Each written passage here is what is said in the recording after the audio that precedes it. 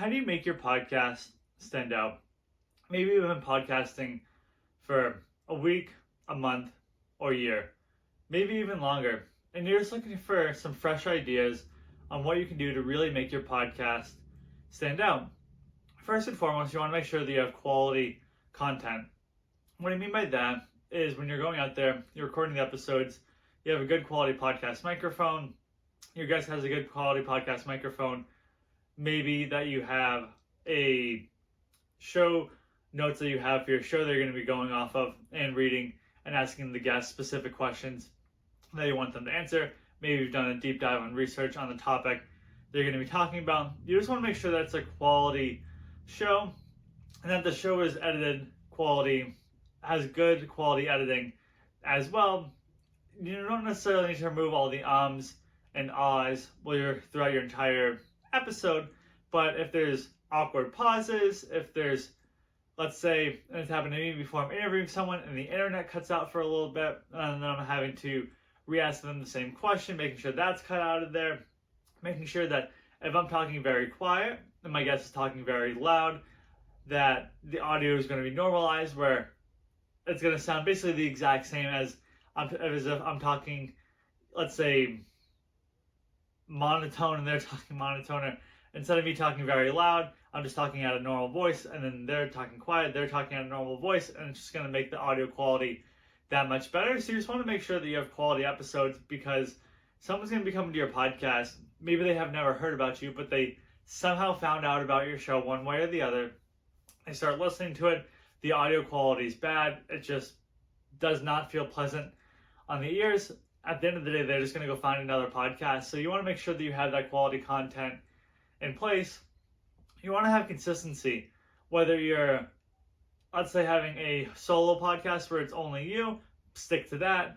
Whether you're having guests on your shows, you can potentially stick to that. I stick to a schedule of me interviewing people and then me providing helpful content like we are here today. And then I know, okay, I'm going to have an episode go out every Monday and Thursday, Monday, Thursday, Monday, Thursday, Monday, Thursday. And I know I'm going to be very consistent at that. That is what my audience can expect. They know that every Monday they're going to get this episode, every Thursday they're going to get this type of episode. And you just want to have that consistency with your podcast when you're going out there, and just ensuring that, okay, if my podcast goes live today on Monday, I'm going to make sure that every single Monday the podcast is going to be going live from there on out. You don't want to produce an episode on Monday and then you put it out next Wednesday and then on Thursday, and it's just all over the map. It's going to be hard for your podcast audience to just understand when the next episode is going to be going out, and they're just going to go out and they'll find a new podcast. So you just want to make sure you have that consistency put in place. You want to have effective promotion for your podcast.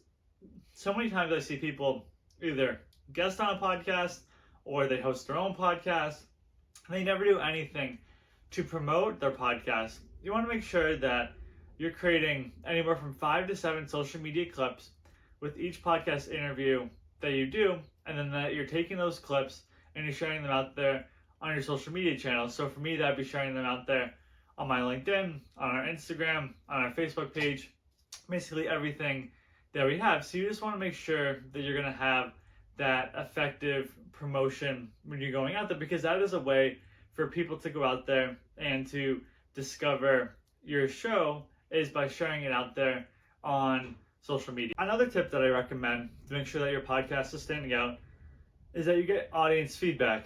And what I mean by that, and it's simple and direct, is you can go on, you can see how many people are listening to the specific episodes of your podcast. So if one episode has 50 listeners and this next episode has 150 listeners, maybe we should start trying to create more content around the topic that more people are listening to.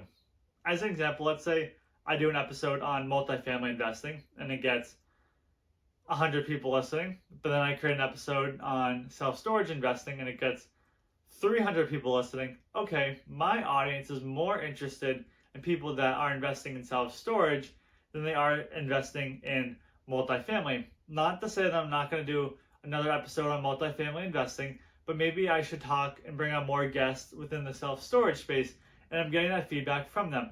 Maybe I provide a helpful content, such as this episode today. I'm talking to you about how to make your podcast stand out, and it gets 100 listeners. I create an episode on good quality podcast microphones, and that gets 20 listeners. Okay, people care more about how to make your podcast stand out than they care about what different type of podcast mics that you should use. I should create more content centered around how to make your podcast stand out. I know I talked about quality content, consistency, getting the audience feedback, effective promotion. So maybe I take and I do a whole episode on quality content, or maybe I do a whole episode on all about consistency and what it looks like and what it really takes. And I go diving deeper. And I know I've talked about these topics for a few minutes here, but maybe I do a full episode on them and I break it down.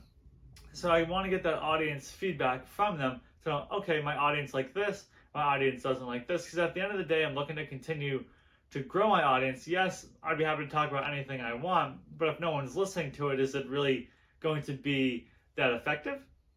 And then the last aspect of it is SEO and your discoverability. So what I want to talk about for SEO aspect of it is I want to make sure that each keyword I use or each title I have is a keyword that can be searched on Google. So I'll use different tools that are out there, and I'll make sure that each title I have, so if I have someone that talks about affordable housing, I'll use a tool and it's called I use Spyfu, SPYFU.com, and I will put in affordable housing and I'll see what questions people are asking. Like, okay, people are searching for how to invest in affordable housing, and then I'll create the title, how to get started in investing in affordable housing in 2024 or whatnot, or what to know before you start investing in affordable housing. So I want that SEO aspect of the episode. I'll get the full transcript of the episode there as well. And with the transcript of the episode, I'll put that on our website. That'll get some SEO juice. And the goal is that people will be searching on Google. They'll find my podcast by clicking, I'll create a show notes page, which is basically a blog page. And they're going to find our website and our show that way. And that's putting the transcript of the episode, making it the SEO keyword title for the episode. It's been a game changer in just terms of traffic and people coming to our website. And then the discovery ability aspect of it. And it should be pretty simple for your hosting platform. So I use Libsyn, or I had to use Libsyn. Right now we use Buzzsprout, but I have used Libsyn in the past, and it's similar to Buzzsprout. But I can connect to like Apple. I can connect to this other major podcast platforms, Spotify, and all these other major podcast platforms that are out there. So whether you're listening to it on your iPhone, whether you're listening or on iTunes, or I should say the podcast on your iPhone, whether you're listening to it on Spotify, you can find my show. And I just want to put it out there to all the major podcast directories, just in case someone doesn't have Spotify, or maybe they don't have an iPhone, that there's still a way for them to go out there and listen to my podcast. And it should be pretty simple through your RSS feed. I know when I use Buzzsprout, I would sometimes have to create a new account and submit the RSS feed. Not to get too technical, which is a lot of my podcasts will show up. Sometimes they would submit it for me, but highly recommend to make sure your podcast can be seen by any podcast that's out there. And I really hope this was helpful for you, going over the how to make your podcast really stand out.